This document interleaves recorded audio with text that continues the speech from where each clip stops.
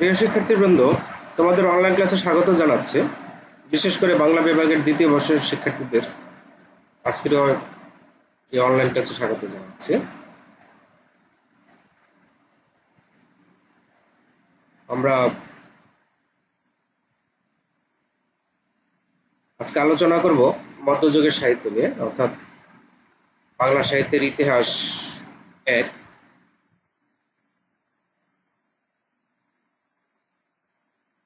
মধ্যযুগ অর্থাৎ যুগ বিভাজন নিয়ে আমি কথা বলছিলাম। তোমাদের সাথে আছে আমি মানবুজ্জামান। বাংলা সাহিত্যের ইতিহাস এক আমাদের আজকের আলোচ্য বিষয় বাংলা সাহিত্যের অন্ধকার যুগ বা অবক্ষয়ের যুগ। আমরা জানি আমাদের সাহিত্যে বাংলা সাহিত্যের ইতিহাসে তিনটি যুগ রয়েছে: প্রাচীন যুগ, মধ্যযুগ এবং আধুনিক যুগ। আমরা আধুনিক যুগ নিয়ে কথা বলছিলাম, আমরা মধ্যযুগ নিয়ে কথা বলছিলাম। আমরা পূর্বের ক্লাসে সাহিত্য ধারা, মধ্যযুগের সাহিত্য ধারা নিয়ে কথা বলছি। আজকে আমরা আলোচনা করব অন্ধকার যুগ। আসলে অন্ধকার যুগের অস্তিত্ব আছে কিনা, বা অন্ধকার যুগ আমরা এই অন্ধকার যুগ বলবো কিনা, এই বিষয়ে আমরা আজকে কথা বলব। আমরা জানি এখনো সাহিত্যই গড়ে ওঠে তার দেশকাল পাত্রকে কেন্দ্র করে। তাই বলা যেতে পারে দেশকাল পাত্রকে কেন্দ্র করে যেমন ইতিহাস গড়ে ওঠে, তেমনি রচিত হয় সাহিত্যের ইতিহাস। দেশের সীমারেখা মুছে যায়, বিলুপ্ত হয়, গড়ে ওঠে নতুন সংস্কৃতি। নদীর গতি প্রবাহের মতো ইতিহাসের গতি কখনো ঋজু, আবার কখনো সর্পিল পথ ধরে চলে। বাংলা সাহিত্যের অন্ধকার যুগ বা মধ্যযুগের বাংলা সাহিত্যে একটি অস্পষ্ট আঙিনা।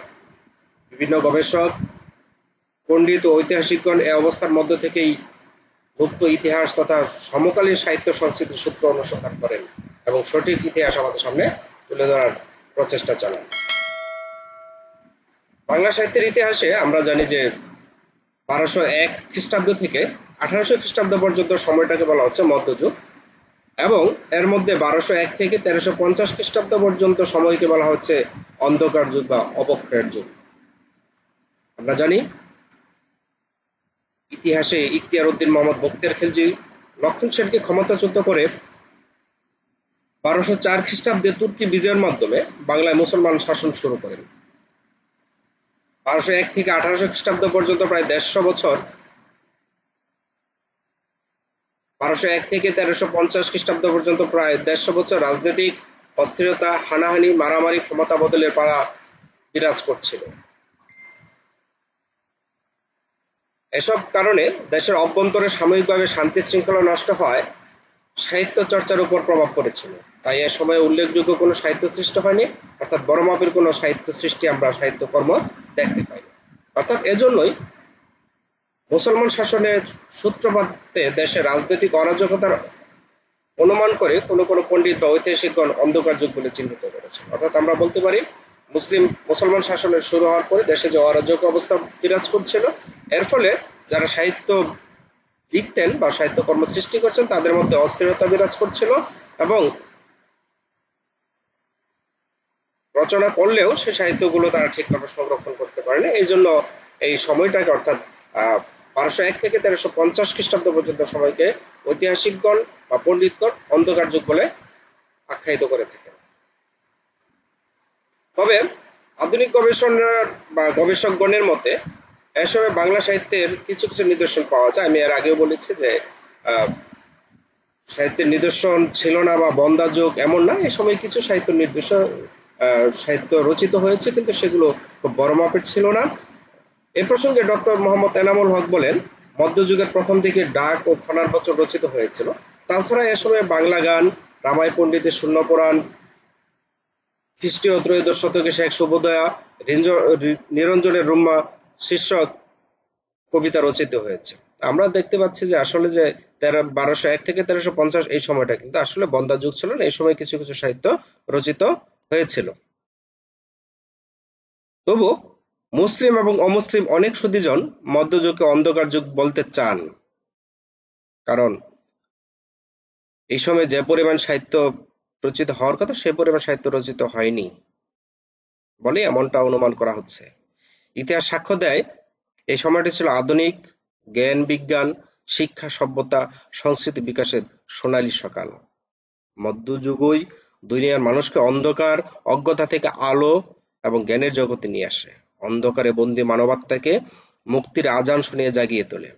আমাদের আলোচনা এখানে মধ্যযুগে বাংলাদেশের রাজনৈতিক, অর্থনৈতিক, ধর্মীয়, সাহিত্য, শিক্ষা ও সংস্কৃতির অগ্রগতির মধ্যে সীমাবদ্ধ রাজনৈতিক, সামাজিক, সাংস্কৃতিক পরিবর্তন সাপেক্ষে ইখতিয়ার উদ্দিন মোহাম্মদ বিন বখতিয়ার খিলজি কর্তৃক বাংলাদেশ জয়ের পরই রাজত্বের পতনের সাথে সাথে বাংলাদেশের সাহিত্যের প্রাচীন যুগের সমাপ্তি ঘটে। কিন্তু দুর্ভাগ্যের বিষয় এই যে মধ্যযুগের প্রথম দিককার 1204 থেকে 1350 সাল উৎকৃষ্ট সাহিত্য রচনা বা ধ্যান ধারণাপ্রসূত কোন উচ্চ দরের লেখা আজও পাওয়া না যাওয়ায় কোন কোন ঐতিহাসিকগণ অনুমান করেছেন এই অর্ধ শতাব্দীর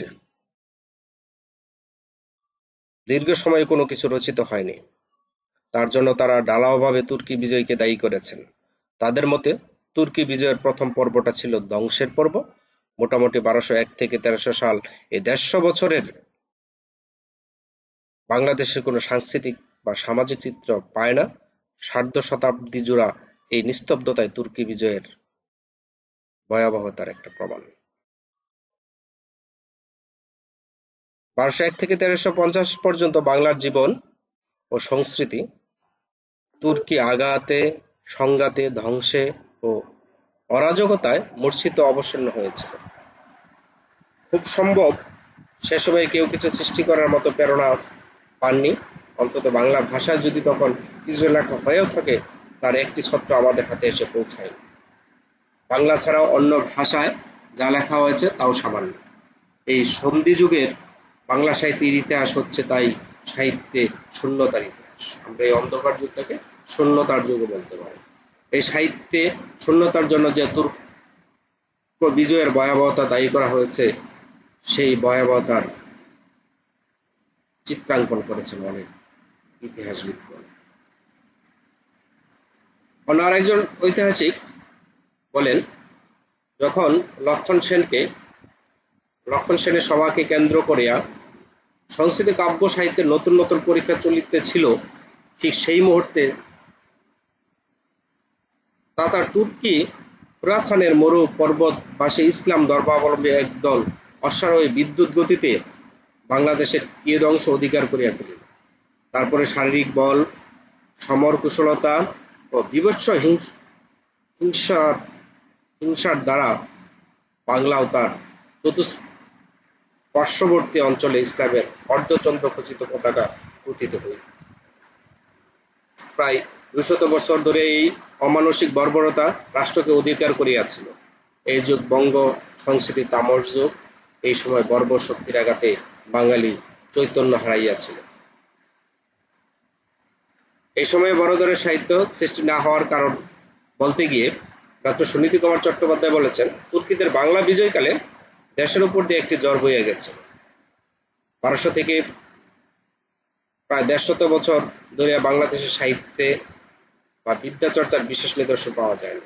এই 150 বছর ধরে মুসলমান তুর্কিদের হাতে বাংলা, হিন্দু, বৌদ্ধ, সংস্কৃতি বিশেষ বিপন্ন হইয়া পড়িয়াছে। এটি একটি যুগান্তরের কাল। দেশময় মারামারি, কাটাকাটি, নগর ও মন্দির ধ্বংস, অভিজাত বংশীয় ও পণ্ডিতদের উচ্ছেদ প্রভৃতি অরাজকতা চলিয়াছে। এ সময় বড়দের সাহিত্য সৃষ্টি হওয়া অসম্ভব।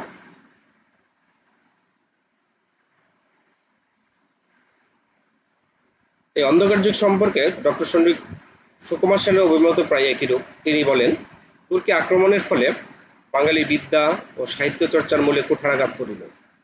প্রায় 250 বছরের মতো দেশ পিছাইয়া গেল। দেশে শান্তি নাই, সুতরাং সাহিত্য চর্চা তো হইতেই পারে না। ডক্টর মোহাম্মদ শহীদুল্লাহ বলেছেন, এই সময় যুদ্ধ বিগ্রহে বাংলাদেশে নিরবিচ্ছিন্ন শান্তি ছিল না। সেই জন্য সাহিত্য চর্চা নামমাত্র ছিল। বস্তুত মুসলমান অধিকার কাল হইতে এই সময় পর্যন্ত কোনো বাংলা সাহিত্য আমাদের হস্তগত হয় নাই। আমরা এই 1201 থেকে 1352 পর্যন্ত সময়কে বাংলা সাহিত্যের মধ্যযুগের অন্ধকার বা সন্ধি যুগ বলতে পারি। তুর্কি আমলের ঘটনাপ্রবাহের উপর আলোকপাত করতে গিয়ে প্রখ্যাত ঐতিহাসিক রাখাল দাস বন্দ্যোপাধ্যায় বলেন, এই সময়কার হিন্দু রচিত কোনো ইতিহাস নাই। সেই রাষ্ট্র বিপ্লবের যুগে কোনো বিদেশি পর্যটক গৌরবঙ্গ ভ্রমণে আসেন নাই। সুতরাং মুসলমানদের বিজয়ের ইতিহাস হইতেই এই সমস্ত পূরণের চেষ্টা করিতে হইবে। কিন্তু সমসাময়িক ও পরবর্তী মুসলিম ঐতিহাসিকদের রচিত কোনো ইতিহাসেই তুর্কি অত্যাচারের এই ভয়াবহতার কথা উল্লেখ নেই। তাহলে বর্তমান পণ্ডিতগণ এসব তথ্য পেলেন কোথায়?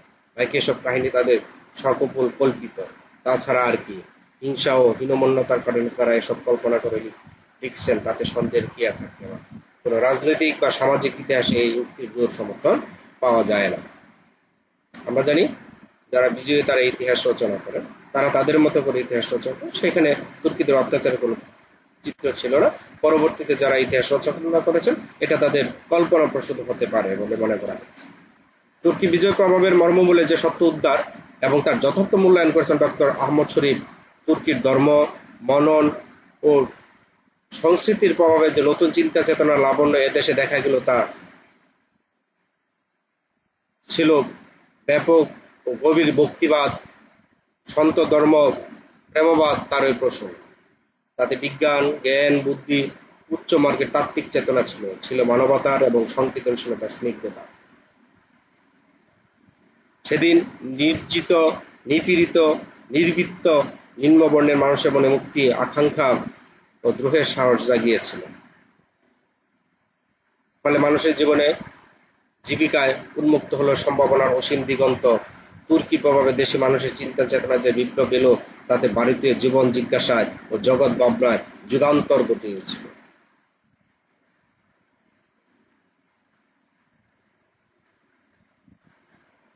বাংলা সাহিত্যের এই যে ১৫০ বছর, ১২০১ থেকে ১৩৫০ পর্যন্ত সময়কে অন্ধকার যুগ বা বন্দা যুগ বলে কেউ কেউ মনে করেন। ডক্টর হুমায়ুন আজাদ তার লাল নীল দীপাবলি গ্রন্থে বলেন, ১২০১ থেকে ১৩৫০ পর্যন্ত সময়ের মধ্যে রচিত কোনো সাহিত্যকর্মের পরিচয় পাওয়া যায় না বলে এই সময়টাকে বলা হয় অন্ধকার যুগ। পণ্ডিতেরা এই সময়টাকে নিয়ে অনেক ভেবেছেন, অনেক আলোচনা করেছেন, কিন্তু কেউ অন্ধকার সরিয়ে ফেলতে পারেননি। এই সময়টির দিকে তাকালেই তাই চোখে কোনো আলো আসে না, কেবল আধার ঢাকা চারিদিক। এই ছিল আমাদের ডক্টর হুমায়ুন আজাদের অন্ধকার যুগ নিয়ে মতামত। ডক্টর রশিদ কুমার বন্দ্যোপাধ্যায়ের মতে শারীরিক বল, সমরকুশলতা ও বীভৎস হিংস্রতার দ্বারা মুসলমানদের অমানসিক বর্বরতার মাধ্যমে বঙ্গ সাংস্কৃতিক কেন্দ্রে অসম যুগের সৃষ্টি হয়েছিল এবং সকল পণ্ডিতদের মধ্যেই কিন্তু এই অত্যাচার, নিপীড়ন, নির্যাতনের চিত্রটাই বারবার উঠে এসেছে, যার ফলে এই সময়ে কোনো সাহিত্য সৃষ্টি হওয়ার সুযোগ ছিল না বলে মনে করা হয়। আবার এই প্রসঙ্গে শ্রীকুমার বন্দ্যোপাধ্যায়, তুর্কিরা শুধু দেশ জয় করেই সন্তুষ্ট হয় নাই, তারা বাংলার ধর্ম ও সমাজ জীবনে গুরুতর আঘাত করিয়াছে। তারা হিন্দু মন্দির ও বৌদ্ধ মঠ বিহারের মধ্যে তাদের ধ্বংসের অভিযান চালিয়েছিল। এজন্যই তুর্কি বিজয়ের প্রায় ২ শতাব্দী ধরে বাংলা সাহিত্যের রচনার দেখা মেলেনি। এই প্রসঙ্গে ওয়াকিল আহমেদ তার বাংলা সাহিত্যের পুরাবৃত্ত গ্রন্থে বলেছেন, বাংলা সাহিত্যের কথিত অন্ধকার যুগ মোটে সাংস্কৃতিক বন্ধ্যাত্বের যুগ ছিল না। ধর্ম, শিক্ষা, শিল্প চর্চার দায়িত্ব যাদের উপর ন্যস্ত ছিল, তারা সীমিত আকারে হলেও শিক্ষা সাহিত্য চর্চায় নিয়োজিত ছিলেন। তবে কি হিন্দু, কি মুসলমান, কেউ লোকভাষা বাংলাকে গ্রহণ করেননি। বাংলা সাহিত্যের নিদর্শন না থাকার এটাই মুখ্য কারণ। এই কারণটা অত্যন্ত গুরুত্বপূর্ণ আমাদের মনে করতে হবে, কারণ বাংলা তখনও কি লোকভাষা হিসাবে মুসলমানরা কিন্তু গ্রহণ করতে পারেনি, যার ফলে কি সাহিত্য রচিত হয়নি এবং সাহিত্য পাওয়াও যায়নি। এই যুগে রচিত প্রচুর সাহিত্যিক নিদর্শন পাওয়া যায়নি বা এ সময়ে বড় ধরনের সাহিত্য সৃষ্টি, তার জন্য দুঃখ নেই। বাংলা সাহিত্যের ইতিহাসে তুর্কি যুগ সৃষ্টির কাল নয়, অন্ধকার যুগ তো নয়ই, এটা হচ্ছে উন্মেষ এবং প্রস্তুতি, এবং এটাকে বলা হচ্ছে বাংলা সাহিত্যের উন্মেষ এবং প্রস্তুতির কাল। ডক্টর মোহাম্মদ এনামুল হকের ভাষায় বলতে পারি আমরা, বাংলা সাহিত্যের তুর্কি যুগ প্রধানত ভাষা গঠনের কাল। বাঙালির মন এ সময় আত্মপ্রকাশ পথ খুঁজে বেড়াচ্ছে নদীর ধারার মতো এঁকে বেঁকে, নিজের পথ নিজের ভাষায় খাতে কেটে চলেছে। ডক্টর শহীদুল্লাহর মতে বস্তুত মুসলমান অধিকারের কাল হতে এই সময় পর্যন্ত কোনো সাহিত্য আমাদের হস্তগত নয়। এই জন্য আমরা এই সময় কে বাংলা সাহিত্যের মধ্যযুগ বলতে পারি। এই কথা আমি আগেই বলেছি। ভূদেব চৌধুরী অন্ধকার যুগের সমর্থন করেছেন। এ যুগের সমর্থন করলেও ইতিহাসে যথার্থ সত্যকে তিনি গোপন রাখতে পারেননি। তিনি তার বাংলা সাহিত্যের ইতিকথা প্রথম পর্যায়ে গ্রন্থ বলেছেন। ত্রয়োদশ শতাব্দীতে যারা বাইরে থেকে বাংলাদেশ আক্রমণ করেছিলেন, ততদিনে সেই তুর্কি শাসকের একাই দেশীয় ঐতিহ্যের পরিদূষক রূপে নতুন ভূমিকা গ্রহণ করেছে। সুশাসন সূত্রে এই বিদেশি শাসনকর্তা প্রজাসাধারণের যথাযথ রক্ষণাবেক্ষণে কেবল তৎপর হয়েছিলেন না, দেশের সংস্কৃতি ও সাহিত্যের পূর্ণ বিকাশে অনেক ক্ষেত্রে সহায়তা করেছিলেন, এবং যার ফলে আমরা কিছু কিছু সাহিত্য দেখতে পাই। বাংলা সাহিত্য রচনার ক্ষেত্রে তুর্কিদের আক্রমণের প্রতিক্রিয়া বর্ণনা করতে গিয়ে কনক বন্দ্যোপাধ্যায় ও গোপাল হালদার একই মত পোষণ করেছেন। পণ্ডিতদের মতামতের ভিত্তিতে তুর্কিদের আক্রমণ ও শাসন ব্যবস্থা সম্পর্কে আমরা বলতে পারি যে তুর্কিদের বাংলা আক্রমণ ও ২০০ বছর শাসনের ইতিহাস, বিদ্রোহের ইতিহাস, দেশের মারামারি কাটাকাটি, নগর মন্দির ধ্বংস, অভিজাত পণ্ডিতদের উচ্ছেদের ইতিহাস। দুই বলতে পারি তুর্কিদের অন্যায় অত্যাচারের বিরুদ্ধে দেশজুড়ে প্রতিরোধ আন্দোলন এবং সংঘর্ষের ফলে বাংলা সাহিত্যে উল্লেখযোগ্য বড় মাপের তেমন কোনো সাহিত্যকর্মের সৃষ্টি হতে পারে। এ প্রসঙ্গে ডক্টর আহমদ শরীফ অন্ধকার যুগের বাংলা সাহিত্যে কেন নিদর্শন পাওয়া যায়নি সে সম্পর্কে তার বাঙালি ও বাংলা সাহিত্য গ্রন্থে বলেছেন, অত্যন্ত গুরুত্বপূর্ণ কথা বলেছেন তিনি। ধর্মমত প্রচারের কিংবা রাজ্য শাসনের বাহন হয়নি বাংলা। তুর্কি বিজয়ের পূর্বে লেখ্য ভাষার মর্যাদা পায়নি। বাংলা ভাষা রাজ্য শাসনের বাহন হয়নি বা লেখ্য ভাষার কোনো মর্যাদা তখনও পায়নি। সেই কারণে এই ১৫০ বছর বা ১৫০ বছর আমরা যেটা বলছি ১২০১ থেকে ১৩৫০ কোনো সাহিত্য রচিত ওইভাবে হয়নি, বাংলা ভাষায় কোনো সাহিত্য রচিত হয়নি। ১৩-১৪ শতকে অব্দে বাংলা ভাষা উচ্চবিত্তের সাহিত্য রচনার যোগ্য হয়ে ওঠে। অর্থাৎ যারা সাহিত্য রচনা করবেন, যারা সমাজের চিত্র তুলে ধরবেন, তাদের কাছে কি এটা কখনো গ্রহণযোগ্য হয়নি। সংস্কৃততর কোনো ভাষাতেই রস সাহিত্য ১৪ শতকের পূর্বে রচিত হয়নি। তুর্কি বিজয়ের পর প্রাকৃত জনেরা প্রশ্রয় পেয়ে বাংলা রচনা করেছেন মুখে মুখে, তাই লিখিত সাহিত্য অনেক কাল গড়ে ওঠে। অর্থাৎ বাংলা ভাষায় যে সাহিত্য রচিত হয়েছে তা ছিল শুধু মুখে মুখে, তারা লিখিয়ে রাখার কোনো ব্যবস্থা ছিল না। আমরা আরো বলতে পারি ১৩-১৪ শতকে সংস্কৃত চর্চার কেন্দ্র ছিল হিন্দু শাসিত মিথিলায়, তাই এই সময় বাংলাদেশে সংস্কৃত চর্চা বিশেষ হয়নি। তিনি আরো বলেন, আলোচ্য যুগে অর্থাৎ এই মধ্যযুগে বাংলায় কিছু পুঁথিপত্র রচিত হলেও জনপ্রিয়তার অভাবে, ভাষার বিবর্তনে এবং অনুলিপিকগণের গরজ এবং আগ্রহের অভাবে তা নষ্ট হয়েছে। আগুন পানি কীর্ত রয়েছে, অর্থাৎ যাও কিছু রচিত হয়েছে সেগুলোকে আমরা যথাযথভাবে সংরক্ষণ করতে পারিনি। সেটা আমাদের এই ১৫০ বছর কোনো সাহিত্য না পাওয়ার একটা অন্যতম কারণ। আমরা দেখবো যে মধ্যযুগে শ্রীকৃষ্ণ কীর্তন আবিষ্কৃত হয়েছে, তাও সেটা গোয়ালঘর থেকে, উই পোকা কাটা পৃষ্ঠা ছিল না। লিখিত হলেও কালে লুপ্ত হওয়ার বড় প্রমাণ চর্যাগীতি, শ্রীকৃষ্ণ কীর্তন, শেখ শুভোদয় প্রভৃতির একাধিক পাণ্ডুলিপির অভাব।